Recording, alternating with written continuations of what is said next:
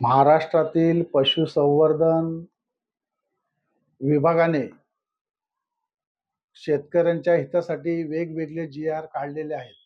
त्या जी-आर मध्ये केंद्र सरकारची गाईडलाईन असेल, त्याच जी-आर मध्ये कुक्कुट खाद्य गोणीवरती अन्न घटकांची ठळकपणे नोंद करावी.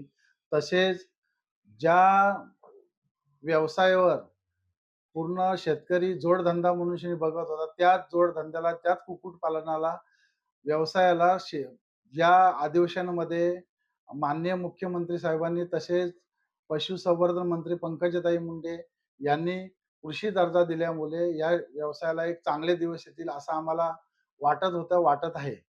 परंतु हे जी-आर काढल्यानंतर देखील ग्रामविकास मंत्रालयाने त्याचा अभ्यास न करता किंवा त्यांना माहीत न असल्यासारखा त्यांनी एक वेगळा जी-आर काढून महाराष्ट्रातील सगळ्या शेतकऱ्यांना एक वेगळी वागणूक दिलेली आहे किंवा त्यांना एक वेगळ्या संभ्रमात टाकून ग्रामविकास खात्याने चुकीचा केलेला आहे.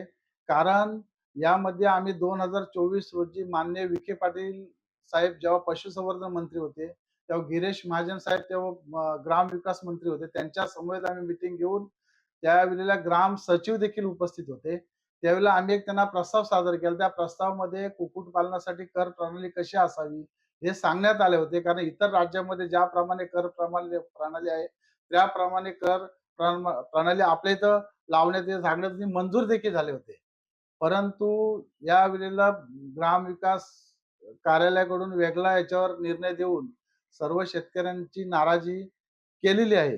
तसेच महाराष्ट्र आयुक्त कार्यालय पुणे जे वेगवेगळ्या प्रकारचे जी-आर जे लागू केले, ते जी-आर लागू केल्यानंतर त्याची अंमलबजावणी करण्यासाठी हे कोणताही ठोस पाऊल उचलत नाही. त्याच्याकडे कानाडोळा करून सर्व शेतकऱ्यांची निराशा करून घेत आहेत.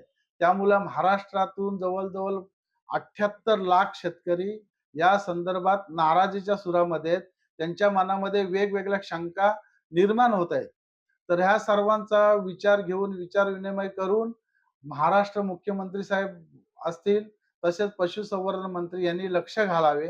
लक्ष घालून यामध्ये जो योग्य तो निर्णय द्यावा आणि जे जाचक जे जी-आर काही काढत आहेत ते त्वरित थांबवावे.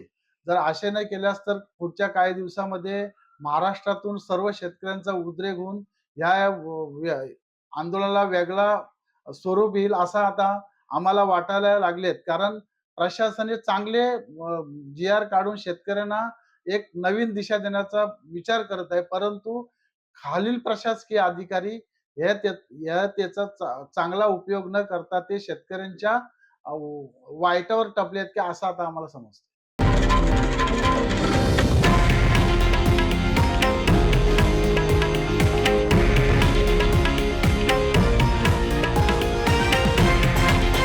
हे आहे देशातील नंबर 1 न्यूज नेटवर्क आणि आपण पाहत आहात TV9 मराठी, एकमेव.